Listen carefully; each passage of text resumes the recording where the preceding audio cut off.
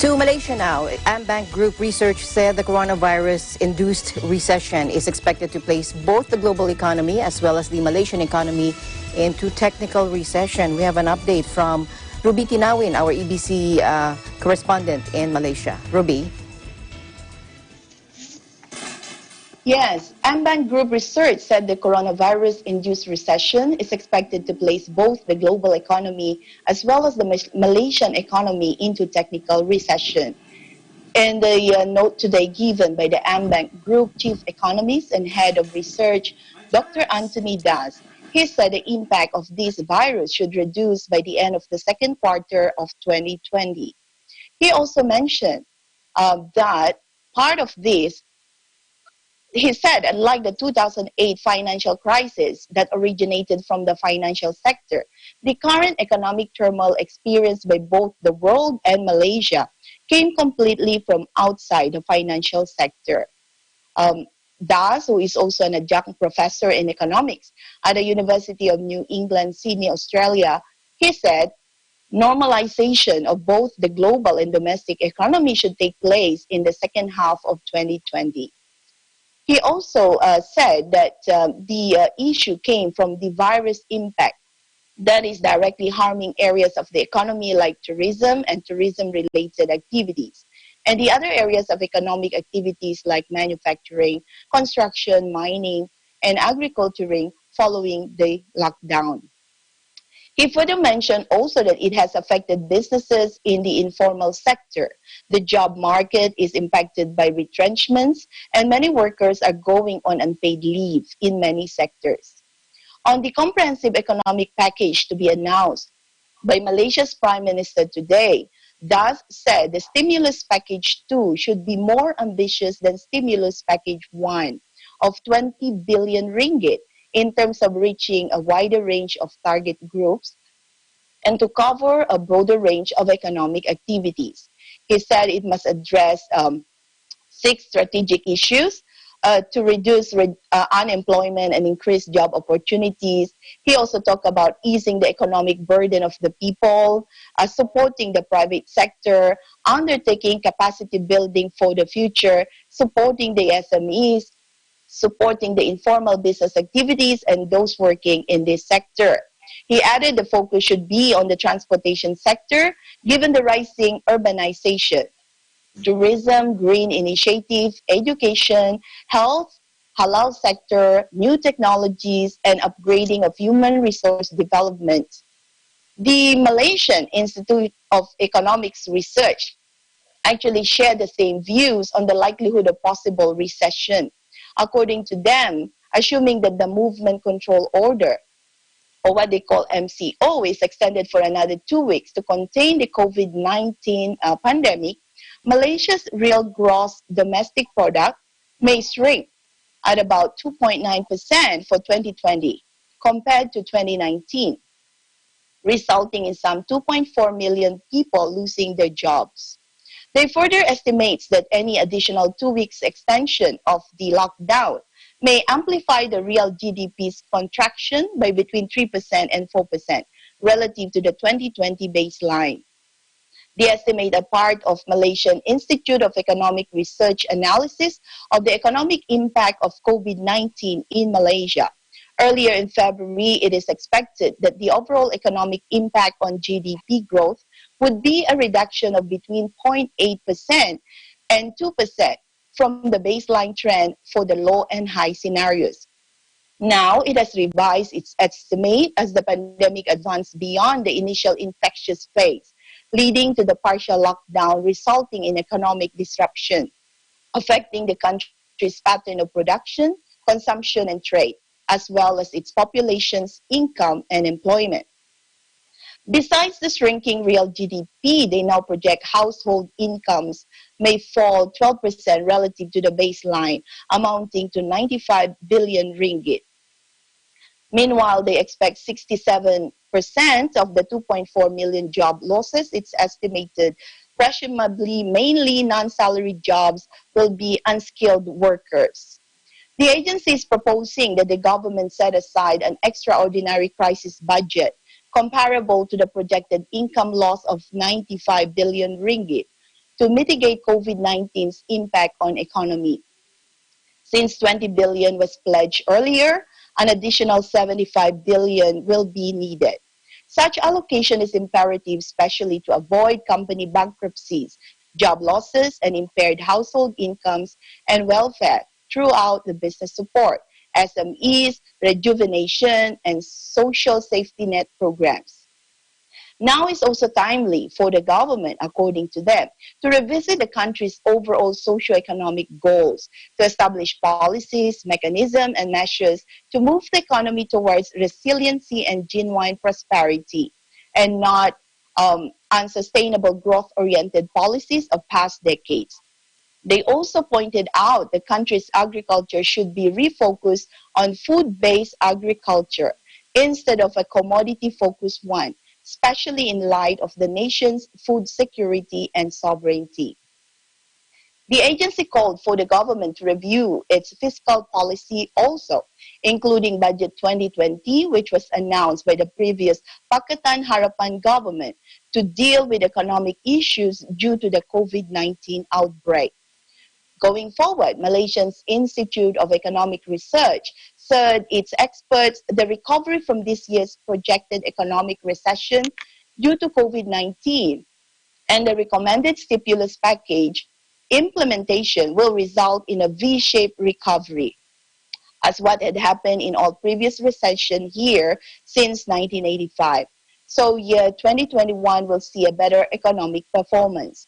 As such, it recommends the Perikatan National Government for its forthcoming Budget 2021 to consider bringing back the goods and service tax with appropriate rate adjustments and coverage, and also an improved mechanism in collections and rebates.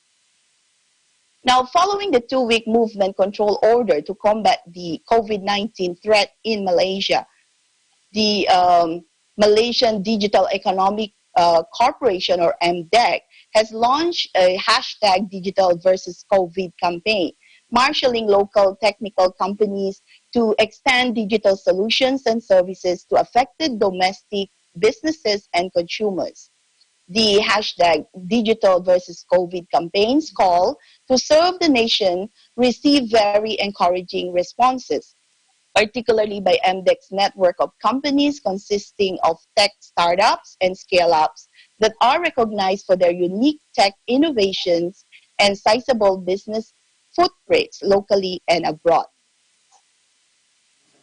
The Prime Minister is expected to announce comprehensive economic stimulus package today that as a result of the extension of the movement control order, which is now extended to April 14, the attention will definitely be on the announcement of the government of a more comprehensive economic stimulus package to face the challenges brought by this COVID-19 pandemic. The announcement will be made by the Prime Minister, Tan Sri Muhyiddin Yassin, and it is hoped that it will benefit everyone. In his special message broadcast over television and social media 2 days ago, he said the package will not sideline anyone. Meanwhile, most of the attention must surely be on the level of public compliance. Nowadays, here that there is a lockdown, extended lockdown, as there are still a small number of people who stubbornly refuse to abide it. The government will no longer compromise on this, but will take sterner actions against them, imposing tighter control. So the National Security Council will now draw up a new standard operating procedure under MCO, which aim is to have implement tighter control, including the possibility of imposing more restrictions on public movement to purchase daily essentials and food. The authorities will be more strict and will not hesitate to mete out punishment on people who persist on violating the MCO. To date, 110 people have been arrested for not complying with the lockdown ruling since it was imposed on March 18, which is a reflection of the government's seriousness of the current situation. They said the choice is now with the people. if they want to prevent the spread of COVID-19 to themselves and their loved ones. As of midnight last night, 235 new cases have been reported, bringing the number of positive COVID-19 cases in Malaysia to 2,031, with 23 deaths. The government has also so far brought back 2,417 Malaysians stranded in 26 countries.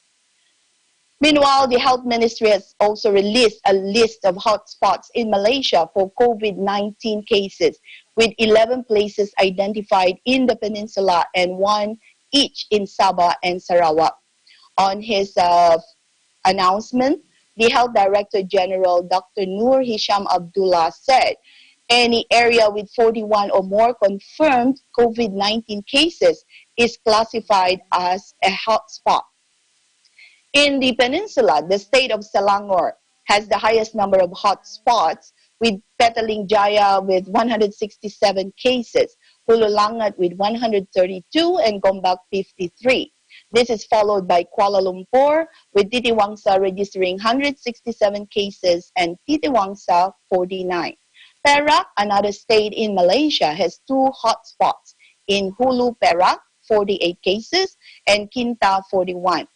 Seremban in Negri Sembilan has 78 cases, while Johor has two hotspots, with Johor Bahru having 68 cases and Kluang 54.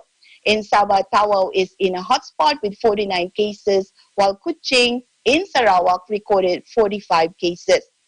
Following an unusual spike in COVID-19 cases, the government has imposed a lockdown. It's an extended lockdown in two townships in Simpang Renggam, Johor, beginning yesterday, with some 3,500 residents told to stay home at all times and all business activities ordered to close. The two areas are Kampung Dato Ibrahim Majid and Bandar Baru Dato Ibrahim Majid, both located in Simpang Renggam, Kluang, Johor. The Defense Minister Ismail Sabri Yaakob said the move, dubbed as Enhanced Movement Control Order or EMCO, will last until April 9. Throughout the two-week lockdown, authorities will distribute basic food necessities with the help of the Social Welfare Department to some 650 families. Ruby, hello. Yes, Alma? Yes. So, kumusta naman ang mga kapwa Pilipino natin dyan? Are they okay? Do you have enough food available at the supermarkets? How are you doing?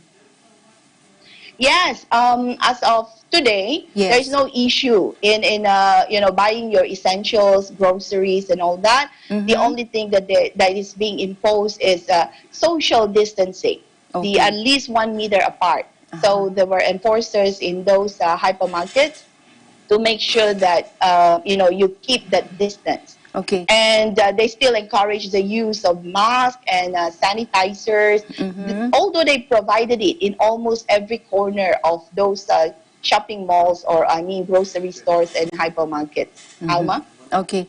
Okay, Ruby, I wish we had more time. I would like to thank you, but please keep the updates coming and please do take care of yourselves. Balitaan nyo kami kung ano pong nangyayari dyan as we follow this developing story. Maraming salamat sa iyo, Ruby.